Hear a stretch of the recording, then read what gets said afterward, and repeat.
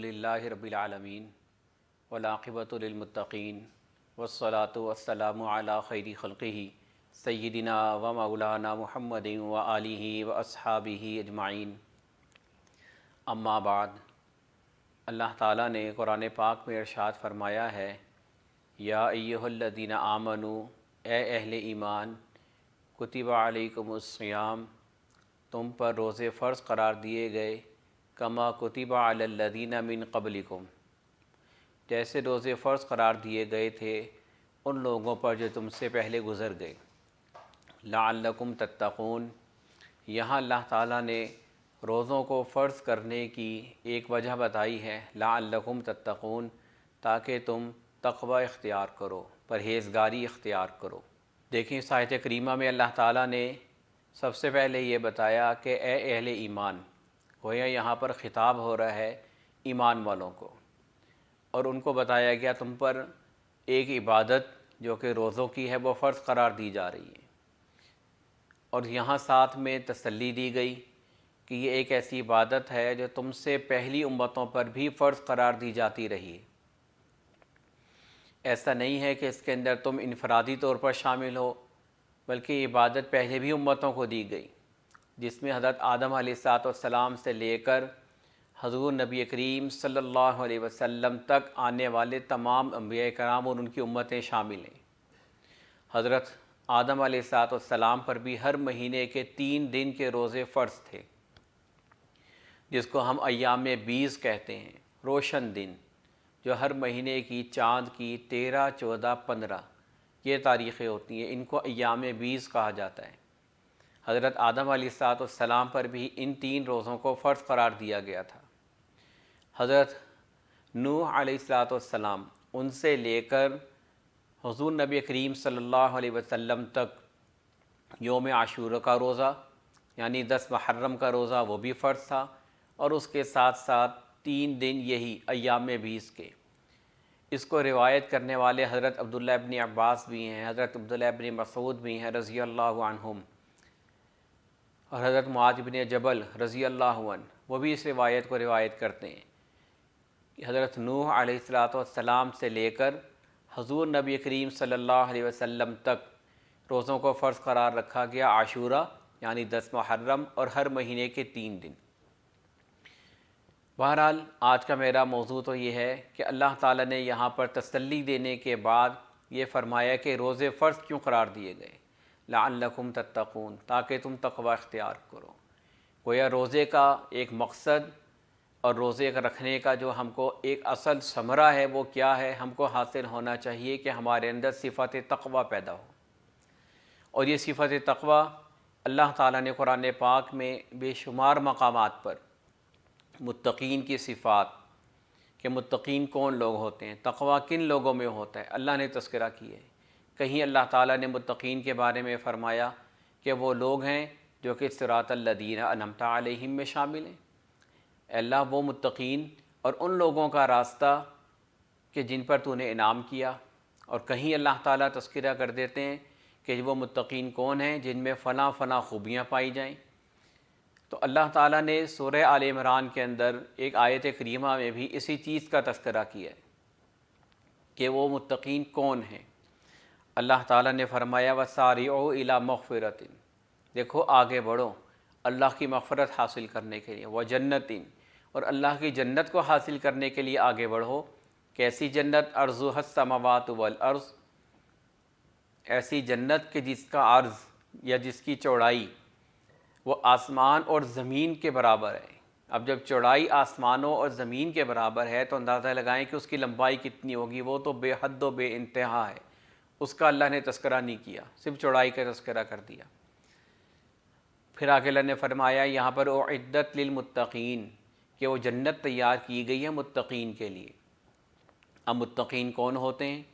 واللہ نے فرمایا الذین ینفقون فی السراء والضراء، متقین وہ لوگ ہوتے ہیں جو خرچ کرتے ہیں اللہ کے راستے میں، فی السراء والضراء، آسانی میں بھی تنگی میں بھی۔ دیکھیں یہاں اللہ تعالیٰ نے متقین کی صفات بیان کرنے کے لیے سب سے پہلی خوبی تذکرہ کی الذین ینفقون، جو اللہ کی راہ میں مال خرچ کرتے ہیں۔ اور جو مال خرچ کرتے ہیں اس میں اللہ نے یہ نہیں کہا کہ کتنا مال خرچ کرتے ہیں، بلکہ اللہ نے فرمایا کہ اگر آسانی ہو تو بھی خرچ کرتے ہیں، تنگی ہو تو بھی خرچ کرتے ہیں۔ اب یہ ایسی صفت اور خوبی ہے جو ہمیں صحابہ کرام میں ملتی ہے۔ حدیث شریف میں آتا ہے کہ جب جناب نبی کریم صلی اللہ علیہ وسلم اللہ کی راہ میں خرچ کرنے کے بارے میں ترغیب دیا کرتے تھے، صحابہ کرام آگے بڑھ بڑھ کر اللہ کی راہ میں خرچ کرتے تھے۔ جس کے پاس جو ہوتا اللہ کے نبی کی خدمت میں لے آتا۔ ایک مرتبہ ایک صحابی حاضر خدمت ہوئے اور ان کے پاس کھجور کے چھلکے تھے، بس کھجور کی جو چھال وغیرہ ہوتی ہے اس کے چھلکے ہوتے ہیں وہ تھے، وہ لے آئے۔ کہنے لگے یا رسول اللہ صلی اللہ علیہ وسلم میرے پاس تو یہی ہے، میرے پاس یہ ہے، یہ میں آپ کی خدمت میں لے آیا، آپ اس کو اللہ کی راہ میں خرچ کر دیں۔ حضور علیہ الصلوۃ والسلام بہت خوش ہوئے کہ ہاں بھئی اس نے اللہ کی راہ میں خرچ کرنے کا جذبہ تو رکھا۔ ایک اور صحابی حاضر خدمت ہوئے، کہنے لگے یا رسول اللہ صلی اللہ علیہ وسلم میرے پاس تو کچھ بھی نہیں ہے، کچھ نہیں ہے، میرے پاس صرف اور صرف میری خاندانی عزت، وجاہت، شرافت، نجابت یہ ہے، اب میں اس کو اللہ کی راہ میں دینے کے لیے حاضر ہوا ہوں۔ اور اس کا انداز کیا؟ چونکہ عربوں کے اندر خاندانی وجاہت، شرافت اس کا بہت خیال رکھا جاتا تھا کہ اپنے خاندان کے اوپر کوئی حرف نہیں آنے دیتے تھے، اور آج بھی ہمارا بھی یہی حال ہے، ہم بھی اپنے خاندانوں کو لے کر اونچے اونچے الفاظ استعمال کرتے ہیں، اس کے اوپر بڑا فخر بھی محسوس کرتے ہیں۔ عربوں میں بھی بہت زیادہ تھا۔ انہوں نے کہا یا رسول اللہ صلی اللہ علیہ وسلم میں آج اس کو لے کر آیا ہوں، اب اگر کوئی مجھے برا کہے، میرے خاندان کو برا کہے، میں اس کا برا نہیں مناؤں گا، وہ میں نے اللہ کی راہ میں خرچ کر دی۔ تو اندازہ لگائیے کہ کس طرح سے انہوں نے اس چیز کو کہ جو ينفقون فی السراء والضراء، کہ جو خرچ کر رہے ہیں اللہ کے راستے میں، خوشی میں بھی اور تنگی میں بھی، کچھ نہیں ہے تو کوئی بات نہیں، جو کچھ ہے اپنے لیے وہ سب اللہ کی راہ میں قربان کر دینے کو تیار ہیں۔ مال و دولت وہ بھی لے آتے تھے، حضرت عثمان غنی رضی اللہ عنہ اپنا مال و دولت لے آتے تھے، حضرت عبد الرحمن بن عوف رضی اللہ عنہ اپنا مال و دولت، خود حضرت خدیجہ رضی اللہ عنہا انہوں نے تو اپنا سارا مال و دولت حضور علیہ السلام کے قدموں میں لا ڈالا۔ کیا رسول اللہ بس سب آپ کے لیے، آپ جیسے چاہیں اس کو اللہ کی راہ میں خرچ کریں۔